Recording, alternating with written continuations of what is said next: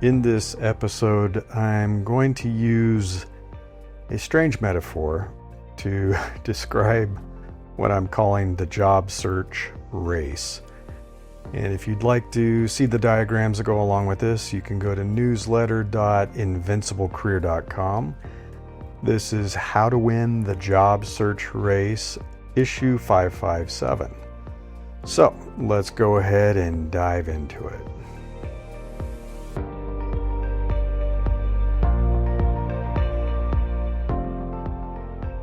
I'm Larry Cornett, and this is Invincible Career. As I said, this is How to Win the Job Search Race, issue 557.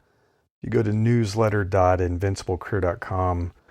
I have some links to some of the stuff I'm talking about and some of the diagrams, which will make a lot more sense if you can see them visually. But basically, the question is a flat tire holding you back in your race to find a new job? No one has ever said that the job market was fair. It certainly isn't. I talk about that all the time, and I talk about how you have to use all the advantages that you have or create advantages. But this is even more true in the current economy, where we've been seeing layoff after layoff after layoff, and hiring has been a challenge. A lot of my friends and clients are complaining that this is the worst job market they've ever seen, and they are definitely struggling to get interviews, to even get noticed, to get a job. And I've talked about this before, that some folks online were sharing horror stories. One was saying that he had applied online, I think, to 500 different jobs and never even heard back. And another had applied to hundreds of jobs and never made it past the phone screen. And it highlights a bit of an issue, because I'm going to talk about a few of my clients that have landed jobs recently very quickly. One landed a job that they never would have had a chance to get, but we're pretty happy with it. So if you take a look at this race for a new job, some candidates are clearly driving race cars. You can visualize a Formula One race car. That's what I have in the newsletter if you check it out. So some are driving race cars while others are struggling to make it around the job search track with perhaps an underpowered engine or even a flat tire or a bunch of low tires. And why is that? Why is that happening? So I want to play with this metaphor for a bit, and I shared a diagram that illustrated it. So if you can visualize this Formula One car, what I've done is referred to the engine of the car as capability, and then the four tires. So one of the tires is drive. The second tire is reputation. Third tire is champion. And the last tire is interview. So if you think of capability as the engine of the race car, that includes such things as talent, your skills, your knowledge, your experience. It's basically everything you can bring to bear that shows you're capable of excelling in this new job, right? You have the capability to be a great employee for this role. Drive is one of the tires, and it includes grit. And I've talked about grit before. I linked a newsletter that I've written, an article I've written about this before, and there's a great talk by Angela Duckworth around grit and how important it is. How many people have succeeded in life due to grit and determination? It includes persistence, right? Not giving up. It includes confidence, exuding confidence. And I had linked one of my articles that talks about some quick things you can do to instantly boost your confidence, but there are other things you can do to boost your confidence. I've written many articles about confidence because it is incredibly important in your life. It's important in your personal life, it's important in your professional life. And it's important to create real confidence, not fake confidence. It's not about faking it till you make it. It's about doing the things you can to improve your sense of mastery, the ability to do what you say you can do, to have the knowledge and experience and to gain that, to invest in your physical self, your physical health. I can tell you that my confidence soared when I invested in my health and I had higher energy and a feeling of being able to do more. It impacted my professional confidence, not just my personal confidence. It also includes consistency, this tire of drive. Like, will you do what needs to be done to network and to connect and to look for opportunities and to position yourself and to prepare yourself and to brand yourself, all that stuff you need to do day after day, week after week, month after month. I will also say that one of the things that people should be doing consistently is always looking for the next job. I do not care how happy you are with your job. This isn't about forcing you to quit your job and take another job. This is about always being ready and always looking for opportunities and doing the things that need to be done to spin up that flywheel of connection and your reputation and people being aware of who you are so that opportunities are always flowing your way. And you don't have to take it. People can approach you. You could even interview. And if you're not thrilled with the offer and the opportunity, you can say, hey, this isn't quite right for me. It's not good enough to make me quit my job and join you. But if it is, and I'm going to talk about somebody who did this, why wouldn't you want a better job that you love, a better team, working on something that's amazing, making a ton more money? Why not? Why wouldn't you want that? Because the people who are not being consistent have a flat tire of drive.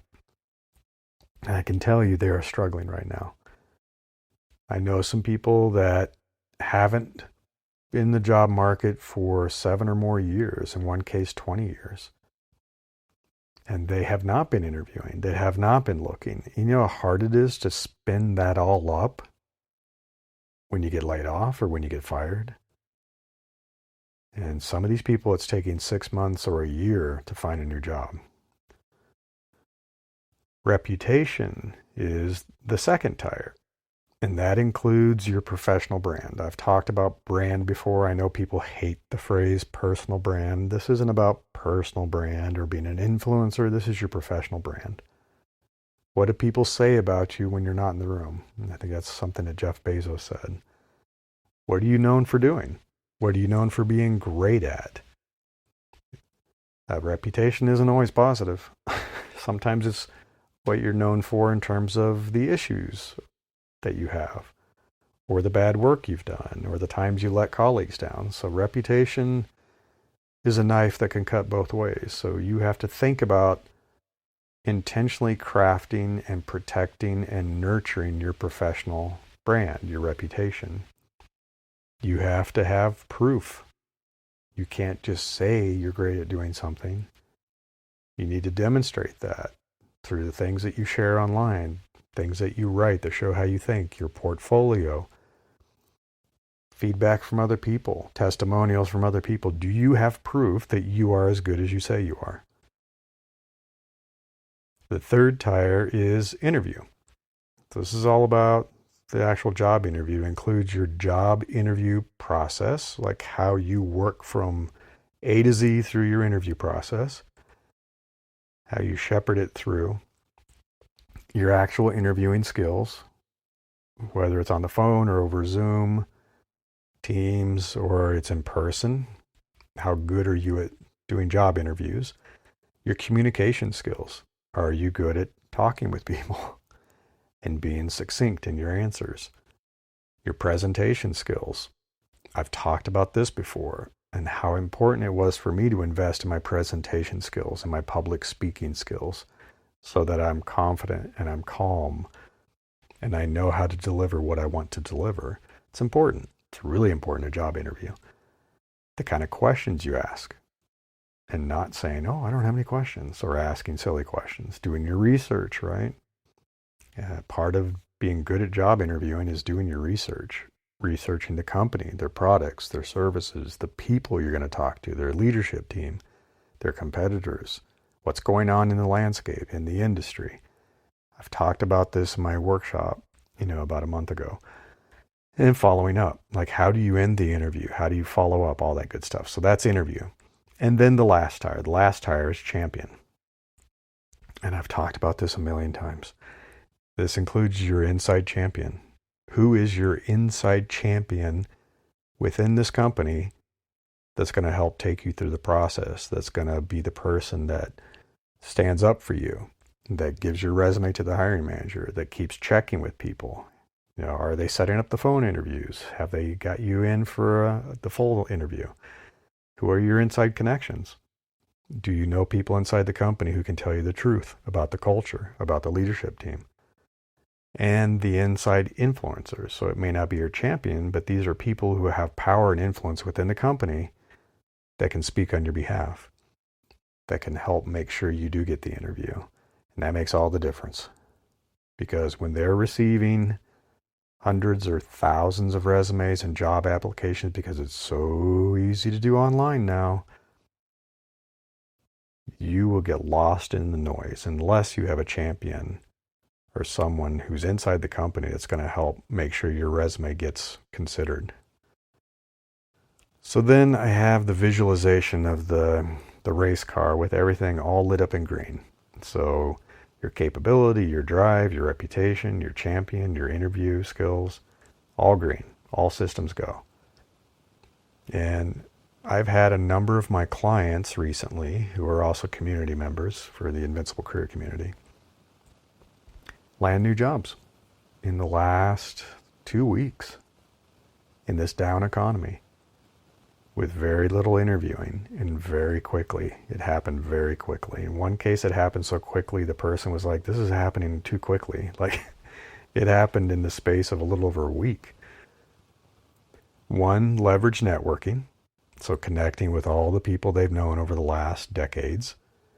Finding an inside champion in this company of interest. And we also had some one-on-one coaching, so this person hired me. They were able to create a new role that hadn't existed before. This company was not hiring for this position because it didn't exist. But because of the inside champion and the conversations they had, they knew they wanted to hire this person, even if they didn't have a role, so they created one. How cool is that? I also coached them into doing a counteroffer and negotiating. They were a little nervous about it, but they're glad they did because they bumped the level. So they got hired at a higher level, which is a better title, which means a lot because, as you know, the compensation bands and all the benefits and bonuses and stock options and all that stuff is a lot better when you get bumped a level. And they got a lot more compensation. They got a big bump in their base compensation, so they're going to make more money. So they're pretty happy about this. Another person used networking and my coaching and my career accelerator. So I don't talk a lot about the accelerator, but it's a small group of people. They have a private channel in my community, and we also do monthly calls. So they were able to land a job with a former colleague, and this job was in the hidden job market. So this job had not really been put out there yet. And they did the type of networking that I recommend. And lo and behold, the colleague said, hey, I'm actually trying to hire somebody for a role that you'd be great for. Let's talk. And within like 2 weeks, they had a job offer, they accepted, and now they're going to have a new job that they're going to start in about a week. Another person used my career accelerator and found an inside champion through the accelerator. So many of the people in the community have helped each other get jobs. They've been champions, helped people get jobs that they would not have had otherwise. And we also did some one-on-one coaching. So they got a job offer and they just recently accepted. So a new job in Silicon Valley. Great job. And I've shared the story of another person in my community. So this happened a few years ago. They're also a member of my career accelerator. They also got some coaching from me. And they were able, through my network, to connect with a leader in a really big Silicon Valley tech company that you would recognize and get a job that is a six-figure job without having any formal education. They do not have a degree. I can tell you this person would not have even been considered for this job without the inside champion. If they had applied online, if they had submitted their resume and it showed that they don't have a college degree, they wouldn't have been hired. They wouldn't have even had an interview. But they do have all the tires, right? They have the capability. They're more than capable of doing this job. They have a good reputation. They have a ton of drive and determination, I can tell you that. Pretty good at interviewing and the inside champion. So they lit up everything in green, got a six-figure job despite not having a college education. So I'm pretty thrilled with that. They were pretty happy too. So where do things go wrong? So these are some success stories of 4 individuals that I've coached and that are in my community that had all their systems lit up in green, but things often go wrong, right? There's a reason people don't even get to the interview or phone screen. There's a reason people interview but don't get the job offer, right? One of the first issues is, I'll call it the weak engine of capability. So capability is, being able to do the job. Your talent, your skills, your knowledge, your experience. Sometimes the engine is underpowered for the role you're seeking. Now, I always encourage people to stretch themselves. Whenever I interviewed for a job and I took a new job, it was always a level up. It was a promotion. I love when people can get a promotion going to a new job.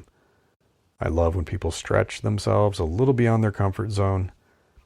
And it's usually just beyond comfort zone. What I've discovered is they can do the job. They're just nervous about it. So you got to do this within reason, though. I don't remember if I've told this story before, but it's kind of funny. So we were doing some recruiting at a university many, many years ago, talking with some graduate students. Talking about Silicon Valley, talking about tech jobs. We had worked at places like IBM and Apple and eBay, you name it. Had been kind of through it all. We had gone to this school, got our degrees, got great jobs. We're doing pretty well in our careers. And one of the students said, so when I graduate, if I get my master's or a PhD, I would get hired immediately as a director, right?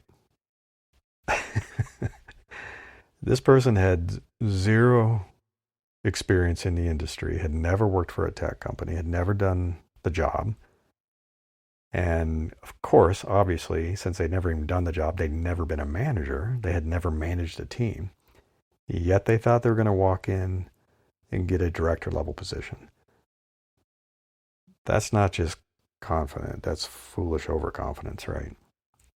That's a great example of somebody having a weak engine of capability. They did not have the skills or the experience or the knowledge to be a director. Absolutely zero. So there's no way they would even be considered if they applied for a director job. Their resume would be thrown in the trash. So you got to do this within reason. And if you find that you're missing some things, and I tell people to do this gap analysis, look at the role you want, look at where you are today, and ask yourself, is there a gap? Am I missing something? Go through the job listing, line item by line item. What are the responsibilities? What are the requirements? every single item one by one, put it in a spreadsheet, and ask, do I have that? Can I perform that task? Do I meet that requirement? And make a note if you do. Say, yep, I do. I've actually done that before. I did this in this job. I did that in this other job. Or if you have a gap, like how can you explain that gap, or how can you get rid of it?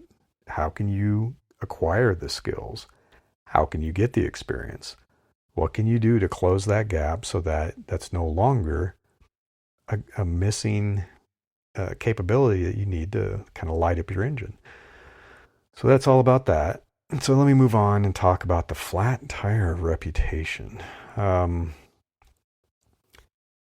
You may have everything else going for you, but your reputation precedes you. The people in the industry know, for example, maybe you're a pain to manage. Maybe you are difficult to work with. Maybe you're a prima donna. And the industry is always smaller than you think. People talk. I remember getting resumes, and we would look and recognize the name. And we'd say, oh, that person. And everybody knew. That person's really painful to work with. They're a terrible collaborator. Or that person's a terrible leader. They don't take care of their team. They, are a selfish leader. They're arrogant. We had somebody who was incredibly arrogant that came in for an interview. So it's like they were talented, they were smart, but they were arrogant and they were disrespectful and they were hard to work with. They did not get the offer. So people do talk. And you have to ask yourself, do I have the right reputation that people will want to work with me? They've heard of me, or do I have a bad reputation that people are afraid to hire me? But you can repair it.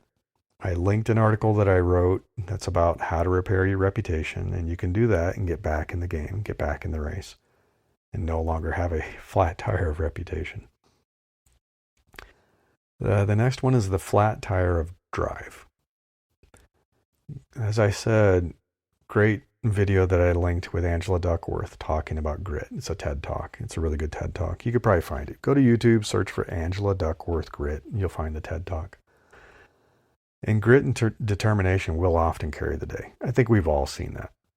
We've seen people that have so much determination and drive and confidence and persistence that they'll get a job. Heck, I hired somebody like that. They impressed the heck out of me.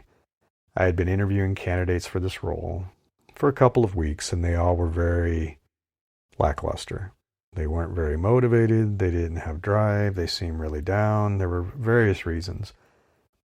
This other person worked the inside of the company and found a way somehow to get my number. Somehow they got my cell phone number and called me and talked to me and said, hey, I want to talk with you for a few minutes about why I'm perfect for this job. And I was already impressed because that's a big part of what this job was going to be. It's like, can you make the connections? Can you get in touch with people when other people cannot? I ended up hiring them there, and they were fantastic. We worked together for years. They're still an amazing person, fantastic. So tons of grit and determination.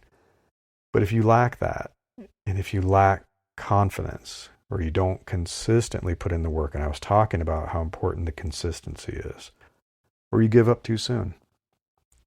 If it gets challenging, if there's a setback, and you're like, forget it, I'm not going to move forward, you're going to find it hard to land jobs that other people do who are more determined, that have more grit and determination. It's an important one. It's a really important tire. Then there's the flat tire of the champion. And I frequently talk about the power of having an inside champion. I linked one of the articles. I have tons of articles on this. I talked about it during my workshop too. Champions, inside influencers, other insiders can tip the balance of a job interview in your favor. Just ask the clients I just mentioned. They used insiders to help land great jobs really quickly. They found jobs in a week or two, while other people are several months into their job search and still don't have a job. I've done this for every single job that I had when I used to work a corporate job. I've talked about this before. It's linked in the book chapter I wrote about this. I've linked it in various articles. My very first job at IBM, my professor connected me with an insider, and I had an inside champion that really helped me with the process. Same with my job at Apple. I had an inside champion who wanted to hire me. I had connections, people that introduced me. eBay, big time inside champion. I talked about this many times, that there were people who already knew me, people that were trying to convince me to come into the company even before I interviewed. I had an inside champion at Yahoo. My boss's boss from Apple was going to be my boss at Yahoo and was my boss there. I had one or more employees that had worked for me before. They used to work for me, that were now employees there, that helped bring me in, that helped give me inside information. Every single job was through networking. Every single job, I had a champion. I had insiders. It makes all the difference in the world. It's always good. It's always good because the interview process is so much easier and faster when you do this. But in a market like this, good luck. Good luck getting considered when hundreds or thousands of people are sending in resumes and applying for jobs and are desperately trying to get a job because hundreds of thousands of people have hit the market. Good luck if you're not working your network and finding a champion inside the company who can help make sure you get the interview. If your champion tire is flat, be prepared for a long, slow crawl in the job search race. You're going to crawl around the racetrack. It's going to take you weeks or months. And then finally, the last tire, the flat tire of the interview itself. So you could have everything else set up. Everything else is green, right? You have a great capability engine. You have a great reputation. You've got the drive and determination to make it happen. You even have a champion. But unfortunately, you still bombed the interview, right? No champion can save you if you don't prepare well enough for the interview. And I linked an article I wrote about how to prepare for an interview. Your capabilities and your reputation won't matter if you can't demonstrate your knowledge and your experience and your wisdom while you're speaking with the interviewers. They're going to wonder why you're different in person than you are on paper. Like what went wrong. And I don't care how much drive you have. It will not help you if you can't communicate well, if you don't present well, if you're not good at speaking, and if you're not good at interviewing strongly in general, right? You got to prepare. You have to over-prepare. And I tell people that that's why I say pick your top 10 potential employers, the jobs that you're really interested in, and go deep on your research and your preparation. If you're trying to apply to 100 or 500 jobs, you can't do that. And it's going to show. You're not going to know anything about the company. You're not going to know enough to even talk intelligently about the company and its products and its services. So if you have a flat tire when you go to interview, that's going to derail the whole thing and you're not going to win the race. So that's it. I recommend going to newsletter.invinciblecareer.com and look for issue 557, How to Win the Job Search Race. Has all these illustrations, has a bunch of links to things that I mentioned. And I'd love to see you win the race. You know, if you're looking for a job right now, light up your capability engine, get all those 4 tires fully inflated and green, and you will be well on your way to speeding around the track and landing your next great job. Until next time, I wish you the best of luck in becoming an opportunity magnet for the best things in life.